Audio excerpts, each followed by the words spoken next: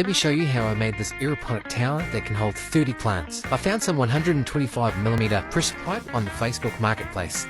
I brought some 20-litre buckets to hold the water and to hold the towers in. Drilling a hole in the top of each bucket, I cut a slot so that the water can disperse into the bucket, and I purchased some aeroponic tower plant holders that I'm going to put into the side of the pipe.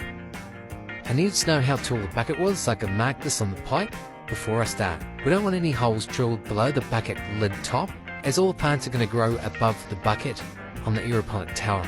I had 1.6 meters left on the tower, so I came up with some measurements to get 3 lots of 10 evenly dispersed throughout the pipe.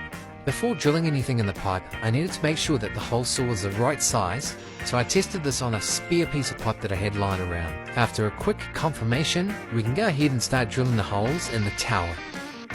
Once those are all drilled, you need to go around, give it a quick tidy up to make sure the holes didn't have any rough edges, and now it's time to start gluing the cups onto the tower.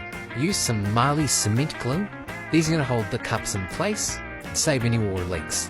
All up, we had a total of 30 cups in the tower. This allows me to cultivate 30 crops in each tower. The tower is going to have a pump system that's going to pump from the bottom of the bucket, pumping water to the top. Stay tuned and I'll show you how to install that next.